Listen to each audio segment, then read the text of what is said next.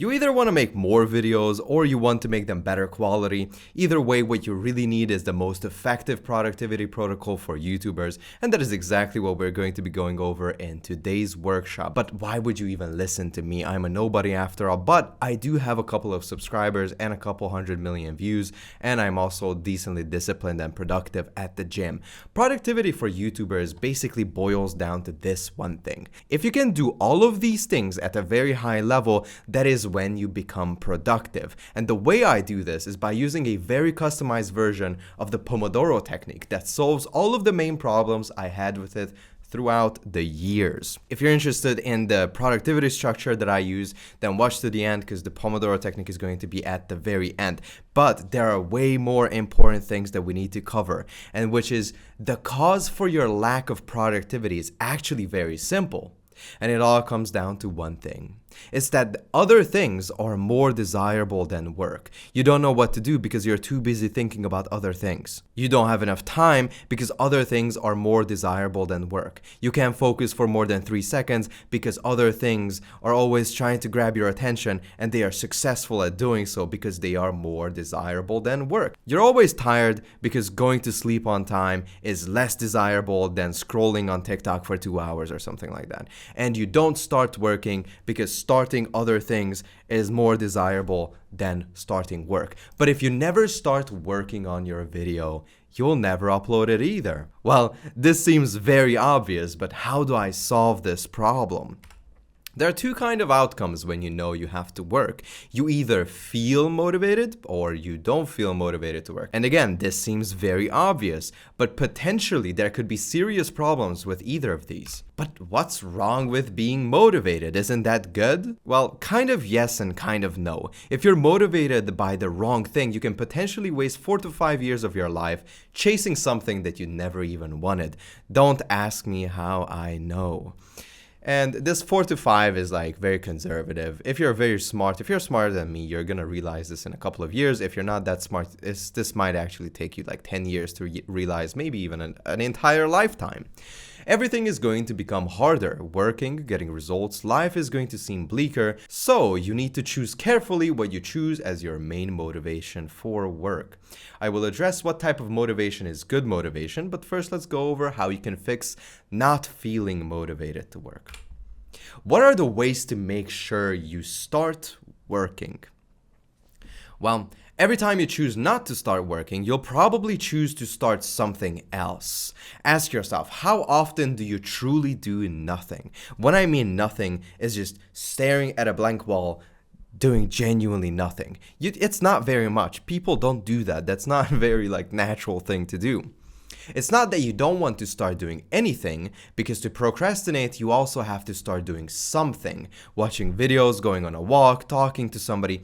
All of these activities you have to start. Just think about how complex it is to go on a walk. You need to get dressed, you need to start looking for your phone, your wallet, you need to get your keys, lock the door, get the dog, get the, I don't know. You need to do 15 things. It's so complex. It's way more complex than just sitting on your ass and moving the mouse. It's way more complex, but you still do that because it's more desirable. The real reason why you choose to start those activities instead of working is that they are more desirable than working. So to solve this problem, you need to make working on your YouTube channel the more desirable task.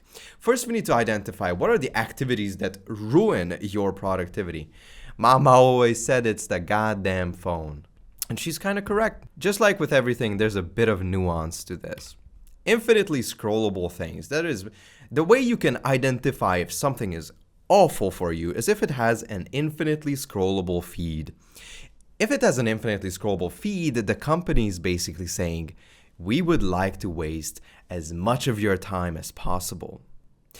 But nowadays, it's not as black and white anymore as it used to be. It's not just TikTok, YouTube, Facebook, etc. Those are the obvious bad things not to watch.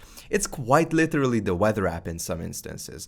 These infinitely scrollable feeds are so powerful and they work so well. You know MyFitnessPal. That's the app where you log your calories.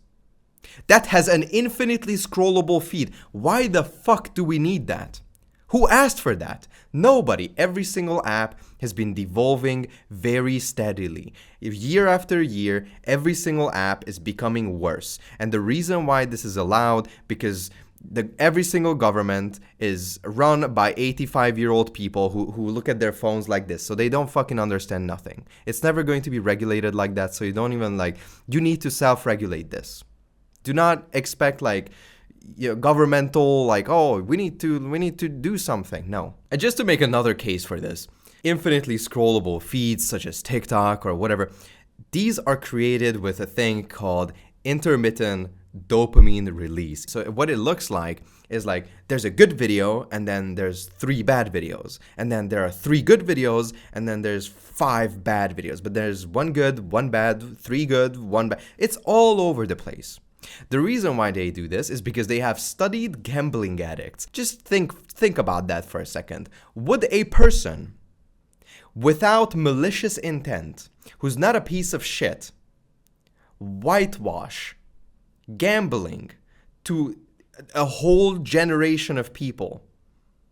Is that a good person who does that? Just asking. Is that a good person? No. You need to look through your apps. You need to look for these infinitely scrollable things, and you need to get them the fuck out, okay?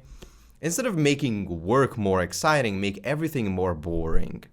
You need to even the playing field. I mean, think about it. What are the methods that you have to make work more exciting? It's oh, I'm gonna listen to my favorite tracks. Okay, cool, that works for 15 minutes, but then is working with music on more desirable to do than scrolling in TikTok? No, it's not.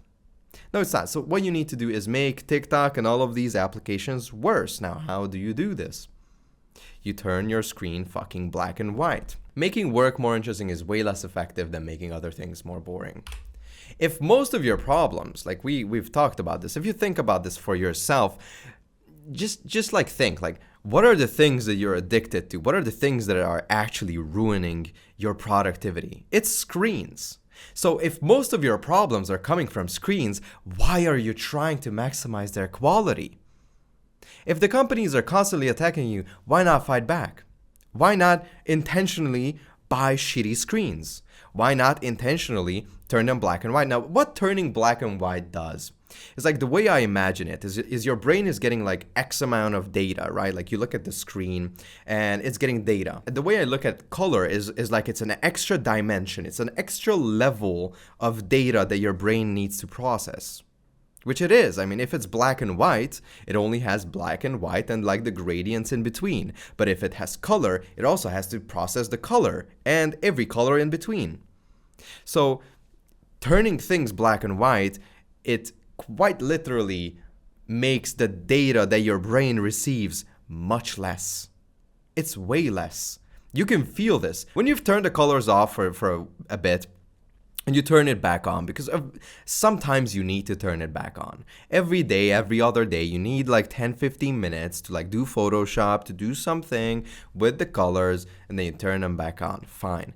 But when you do, it's getting fucking hit. It's just your brain is just it's jarring. You can feel the extra data and the extra stimulation coming to your brain. This instantly helps with everything. I do this with every single screen that I own. Become obsessed with the idea of being off the grid. Bro, just to prove, I didn't know that this was fucking pink. Because I made this whole slide in black and white. So I didn't know that this was pink and this was this stimulating looking. But fine. It's become obsessed with the idea of being off the grid. This helped me so much. It's this little sense of superiority. I don't know how to say that word. It feels good. It's oh, you're a little fucking gooner, aren't you? You have colors on your phone. Well, I don't. I'm a little better than you. No, it's not really like that, but it gives you a little bit of that. It's being part of a cult. It's oh, we have shitty phones and we use a notebook. I mean, I've been using notebooks for a while, but yes, having a phone that can do everything is really good, but it gives you so much freedom, and with so much freedom you have so much choice, and with so much choice you have so much distraction. So dialing things back and going back to like a notebook, like, yeah, it's so much slower to write on a notebook. Like with a pen and paper, I mean, not like a MacBook, like, like with a piece of paper, I mean. It's so much slower, but there are other benefits. You remember it better because you remember the things that you write with your hand better, and you don't get distracted. And if I do the math of like, how much time would I waste every single day if I would just let go all of the things and be like, oh, I'm just going to be really convenient and I'm just going to write notes on my phone and I'm going to write notes everywhere and I'm going to, I don't know, I'm going to watch a bunch of videos again. Like, I would lose so much more time if I didn't make everything much worse. You know what I mean? Like, you do lose a little bit of time, but in exchange, you get more time back. And also, if you're kind of obsessed with like upgrading your technology and upgrading the screens that you have and upgrading like, all of these things, if you intentionally downgrade, there's no desire to upgrade. It's kind of like buying like a classic car and somebody going up to you like, bro, there's a newer version of that.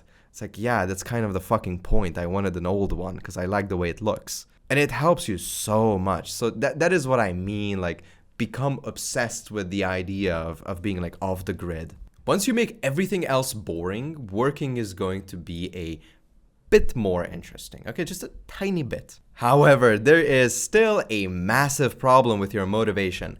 I have some awful news to you. If this Rolex or this Lamborghini Urus, the worst car ever created, makes you motivated, I have some pretty bad news for you. You might assume that if you feel motivated, you have nothing to address. But the reality is that the type of motivation isn't completely trivial. Two motivating factors aren't the same. Some are better than others at keeping us motivated. Motivation effectiveness is tied to the tangible rewards you're getting. So like, imagine that you're like part of a Mr. Beast challenge and he comes up to you, or like I go up to you, or whatever, it doesn't matter. If I told you that you're going to get $1 million, or Mr. Beast goes up to you, if you stayed in solitary confinement in a dark room with nothing in it for a week, you would get $1 million. If you stay in like a dark, dingy, like shitty room that's like depressing for 1 week, you get $1 million. That's like life-changing money. You would do it, right? Like I would say like almost 100% of people would do it. There would be very few who wouldn't. But if I came in after a week and told you that actually you're getting the money next week, you would be pissed. I would lose all respect in your eyes. My word would mean nothing after that. And that is basically what most people are doing to themselves when they make money their main motivating factor. It's this idea. It's the stupidest fucking thing. The worst way to keep yourself motivated, aka just keep lying to yourself for 2,000 days straight, bro.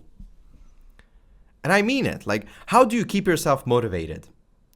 It's like, oh, I imagine if I don't upload a video, I'm going to be losing $10,000. And then you upload the video. Fine, you upload the video. Where's the 10K? It's not coming. Oh, okay, fine. I do it again. $10,000. I'm really trying to imagine 10,000. I'm losing $10,000.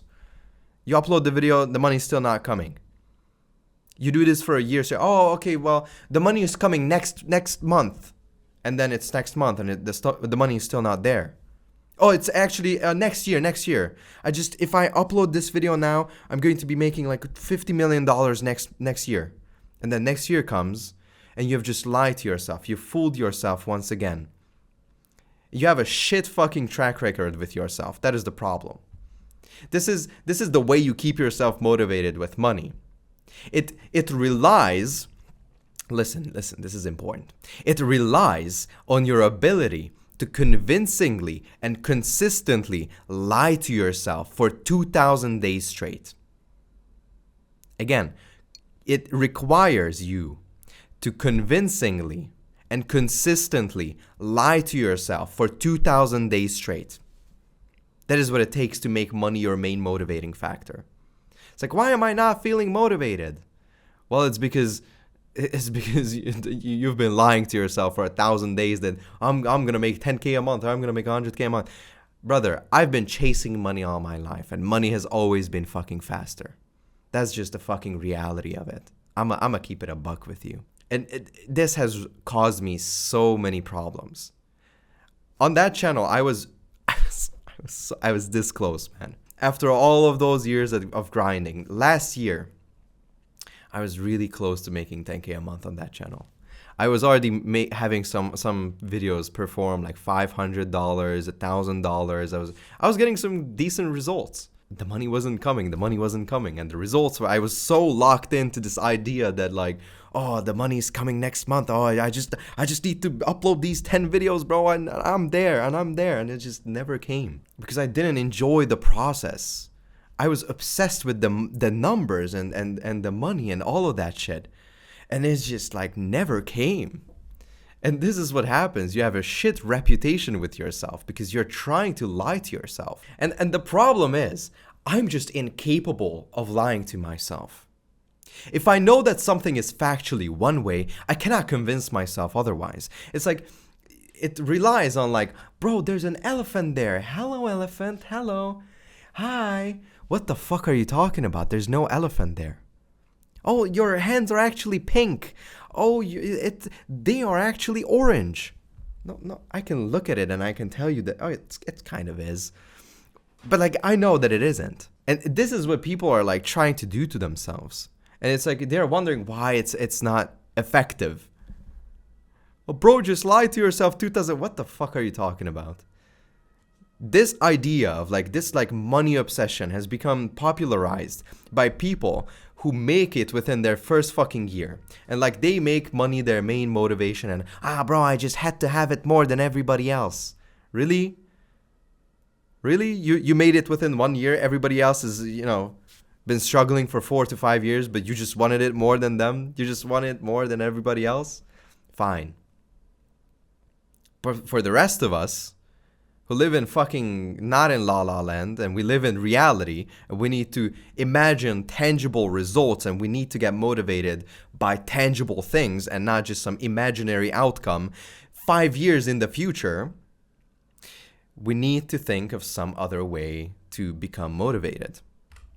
And that is by finding what you do enjoyable.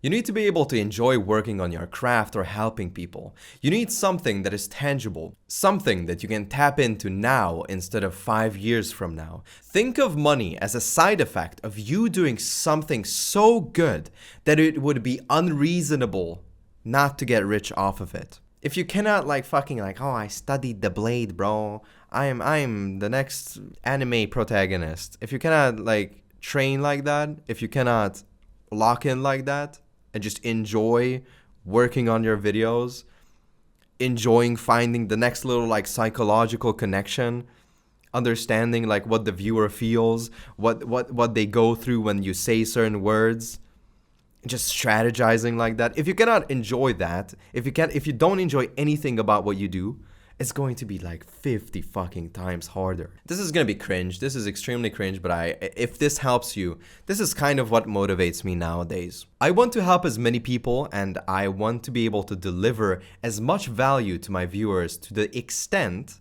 that it would be unreasonable to not get paid for it in some way. This is very badly worded, but basically it's just like, yeah, I want to help people so that, I get paid eventually. It doesn't even matter. It's just give as much value as humanly possible, and then the money will follow. I feel like it's just overly complicated. If you're like top of your game, putting like a business on like a skill that you are already really good at, I feel like it's kind of like overvalued.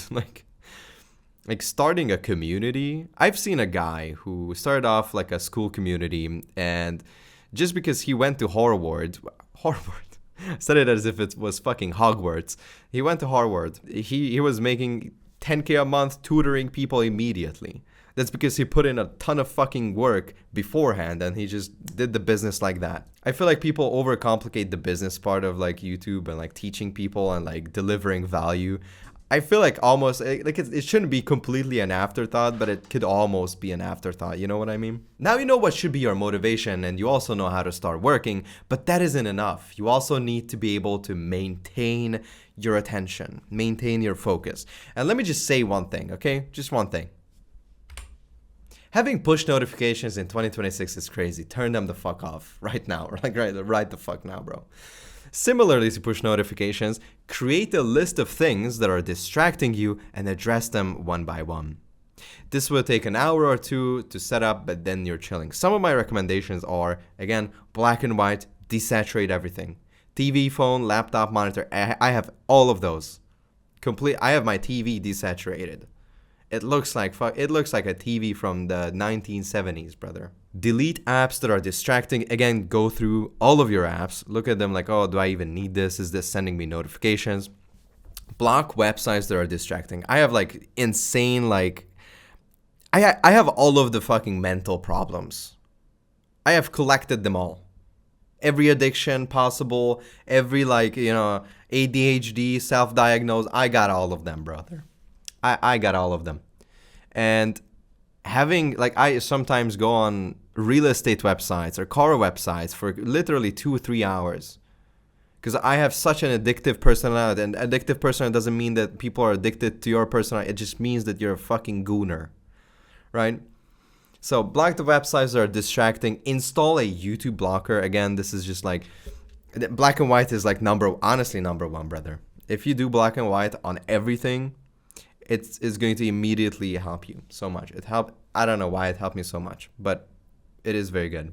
YouTube blocker is basically, it blocks like the homepage. You can still like search stuff, but it blocks the homepage, and it doesn't show you recommendations, and it doesn't show shorts and stuff like that. So that's very, very good.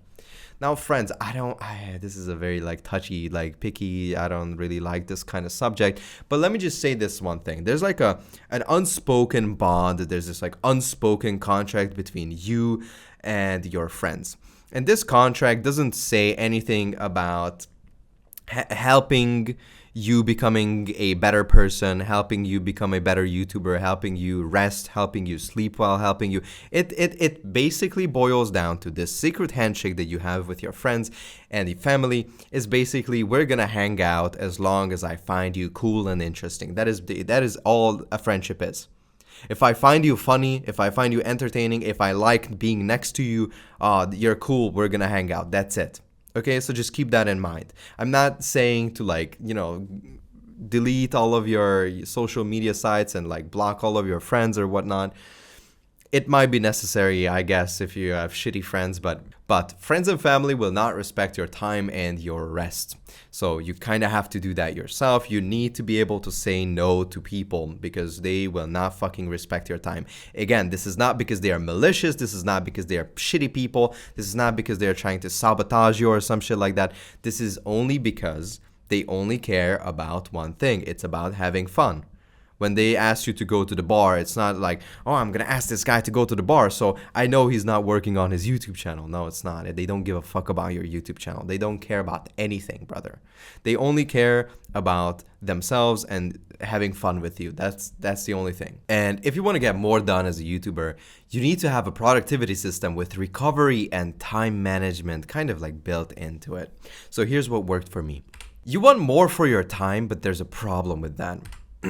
The way we measure time is flawed. You have 24 hours in a day, you sleep 8, so that leaves you with 16 hours. You have 16 hours left, but we are counting in an infinite way. So time would suggest that you have infinite time, but reality suggests that you have finite time in a day. Because the time on your watch, it keeps going up, it keeps going to infinity. But a timer fixes this because a timer shows a finite amount of time for the day, which is actually more accurate than looking at the clock. Because knowing how much time you have left in the day is way more relevant than what time it is.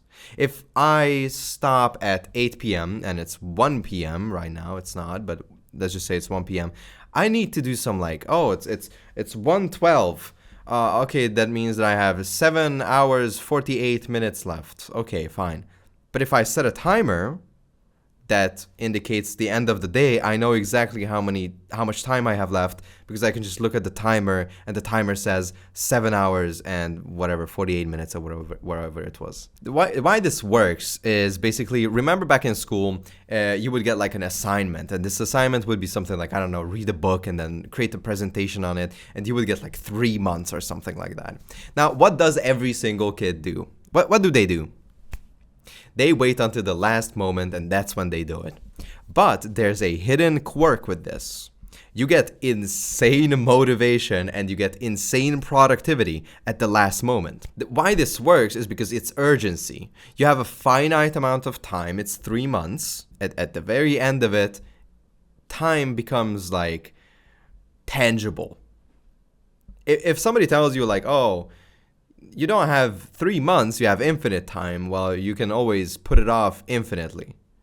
But if you have 3 months, then there's a time squeeze at the end.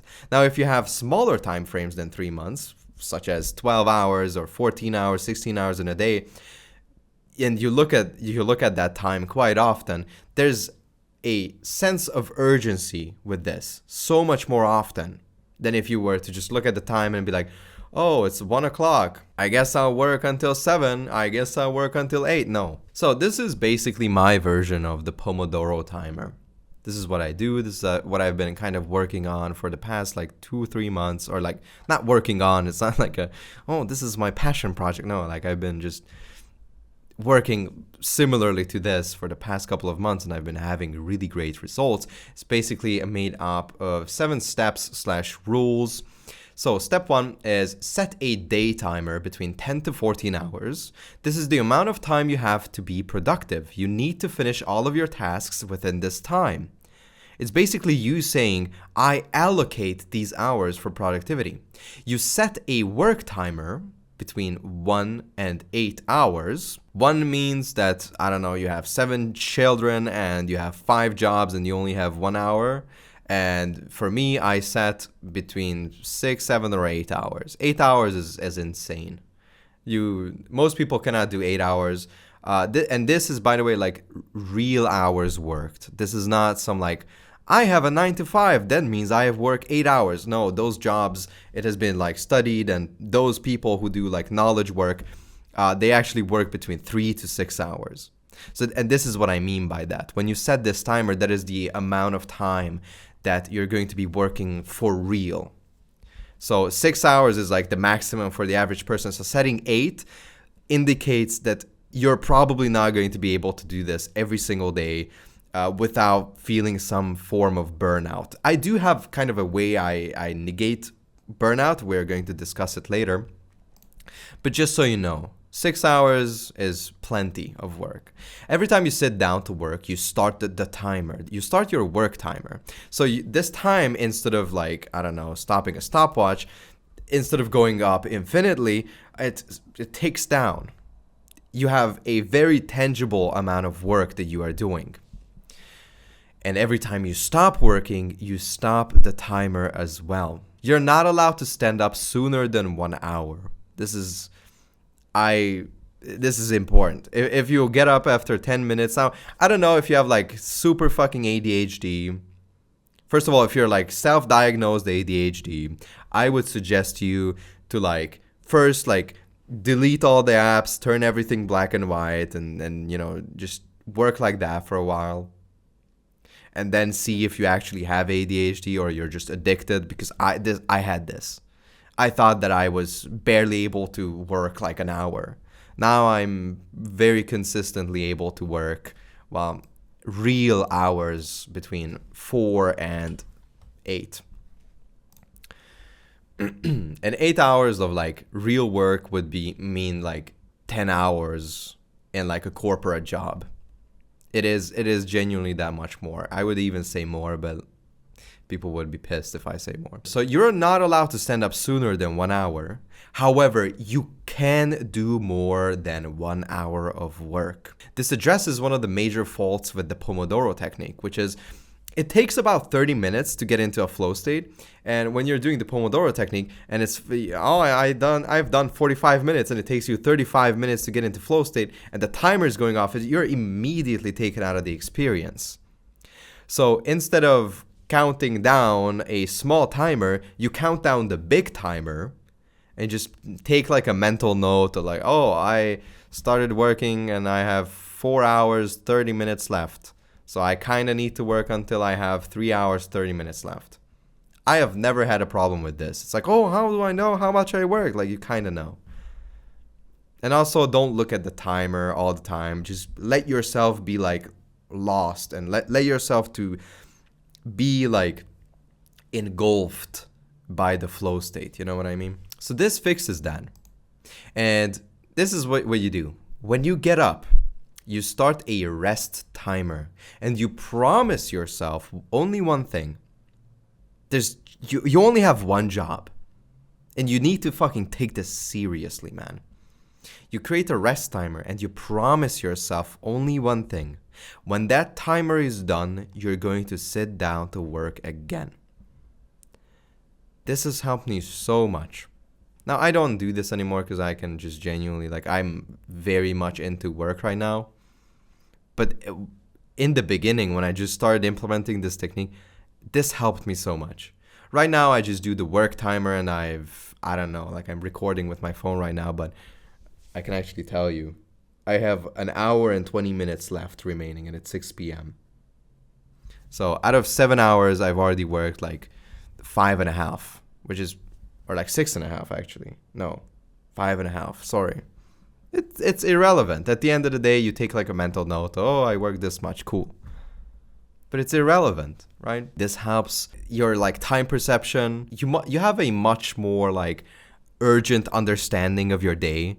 It's like you're less likely to waste time because you're always looking at the timer. If you have like a smartwatch, if you have like, I don't know, I think like a Casio can do it as well, which is like $20. Set a timer on it and just look at the timer instead of the time. But you also kind of need a simple but productive routine. Now, this is going to be very easy, right?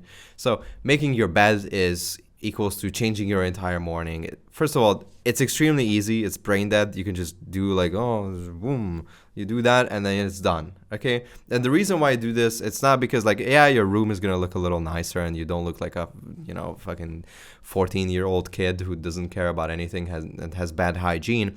That is a side effect of it. But the reason why you do this is because it's habit stacking. And habit stacking is like, oh, it's atomic habits. Oh my God, you're very original, bro. People have been teaching this for... Okay, this is what I've done. This is how I had like, I think I had like 120 meditation streak. This wasn't some like, 3-minute meditation. No, I was like meditating for 20 minutes every single day, consistently for 120 days. And the only reason why I fucked up is because I moved to a complete different city and I had to change my entire environment. That fucked it up. But this is what I did. I would make my bed, which is brain dead easy. And then on the made bed, I would sit down and meditate for like, 10 minutes in the morning. And then I would do it at night as well after I took a shower. This is so brain dead easy. The reason why you make your bed is so that you can do a harder activity after, which is, again, meditation. I'm not going to go into like meditation. It's like, oh, you're going to open your fourth eye or whatever. No, it's like meditation is just nice. Okay, meditation is just nice. It's going to get you like, like a 5% productivity boost, maybe 10% if you're really lucky. It basically releases, it helps you manage stress a little bit. It's basically a focus exercise. You're trying to focus on your breath. And it's also like a self-awareness exercise. So when you're having like shitty thoughts and you're being distracted, you're able to catch those thoughts more frequently. And it allows you to like intervene with like thoughts that don't serve you. So basically you have this like script running through your mind, which is like basically your like automatic thoughts that are going on through your head every single day. And some are bad, some are good. And if you catch a bad thought, you can intervene and you can change and you can influence these thoughts. Just basically like thinking like, oh, I'm such a lazy piece of shit. You catch yourself and you're like, no, I'm not a lazy piece of shit. I'm actually going to do it. So, and those things help to build like rapport with yourself. And when you say something and you actually do it, you're becoming more reputable with your own self. So when you say things, you believe it. So you actually are going to be more likely to do those things. I don't know if it makes sense, but yeah, it's just habit number 3. I don't know what was number 1 and number 2, but I guess it's number 3. And habit number 4 is gym. Yeah, gym. Fucking hell yeah. Sleep benefits. You're gonna sleep better. I've been slacking at the gym, by the way. I put that fucking picture in the beginning. I'm gonna keep it a buck. I've been slacking at the gym. That is an old picture. Confidence benefits that later show on camera. Health benefits that result in extra energy that can be funneled into YouTube. Habit number 5, 8 hours of sleep. Man. Brother. 8 hours of sleep. When you're like, I don't know, 16, 17, 18 years old, you think you're fucking bulletproof, man. And I may look like I'm 18, but I'm actually turning 26 this year. And man, like nowadays I feel the effect of sleep deprivation. Sleep is going to be the fuel to do everything. So if you sleep better, you're going to do everything better. My mistake of not having a set routine and not respecting sleep have resulted in me becoming depressed, health problems, complete loss of consistency, complete loss of motivation that resulted in a multiple month burnout. True story. This is like the short story version of how I ended my other channel. So if you're curious, this was at the end of 2024, and just when it turned 2025, that's when all of this like really fucking hit. I was having like heart problems. I was having like I was sleeping 4 hours a day consistently for like a month.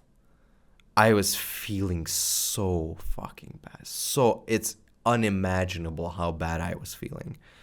And then you have to be like, I was making like Minecraft videos, right? So I need to be on the camera and they're like, what is up, guys? Today we're going to be doing, it's just, it was, you can feel it. People can sense when things are just kind of off. And that resulted in just an awful year. 2025 was just a shit year. It was awful. But now I'm doing pretty well.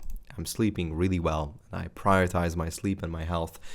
And there's also some experimental things I'm doing right now, which is 10 to 15 grams of creatine. Now, creatine is basically this like workout supplement. It's perceived as a workout supplement. Basically what it does when it comes to working out is like it saturates your muscle with more water so they appear bigger, and then your muscle can also use creatine as fuel, so you are able to work out more basically. And because you can work out more, you get more gains. But if you take more than 10 grams, it takes quite a bit more, so you need to like double your dose, because your muscles are like they take up a lot of creatine. But if you actually double your dose to 10 to 15 grams, that allows your muscles to be fully saturated with creatine, and that allows the rest of the creatine to flow into your brain. It crosses this like blood-brain barrier, whatever it's called. It basically means that your brain is going to be capable of using creatine as fuel. Your brain already creates some creatine as fuel, but it only creates like 2 grams. So supplementing it is going to help you. It reduces stress. You're going to be able to handle stress much better. And I don't know if it's placebo. I've been doing this for a couple of weeks. I'm feeling ecstatic. I've never felt better. Like I feel like I have so much more energy, like recording these videos. At the end of these videos, bro, I would feel awful. Speaking in like a high, like kind of upbeat, like assertive tone or whatever you want to call it, and this like YouTuber voice. This isn't how I speak, so like it takes up so much more energy. And normally at the end of like recording one of these videos, I would feel awful. But right now, I feel like I could just keep going. My voice is kind of going away, but like other than that, I feel fucking good.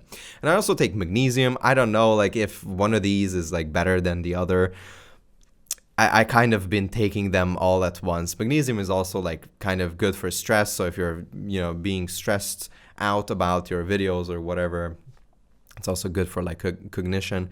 Ashwagandha is kind of like stress relief. Again, I take this when I have like a really shit day. Then I take it. Nowadays, like I'm very like susceptible to like shitty weather. So taking vitamin D, vitamin C, and some ashwagandha some of the days, magnesium, and some creatine. All of these are helping quite a bit. And then there have been some like new studies on multivitamins. I need to look into that because like the usual consensus on multivitamins have been that they're kind of bad and they don't actually do anything. But there have been some new studies coming out and they're saying that they are good. So I don't know, maybe try them out. But if you want more free content, check out my school community. And if you enjoyed, please subscribe. So I might have time to review your video. I might send you a little video, me reviewing your stuff. And it's like insane value. I've been doing this shit for 6 years. So if you want that is insane value, check it out. And also, if you haven't seen it yet, I've made a video that is about storytelling for YouTubers. And it's also a workshop. So check that out after this video. Thank you for watching.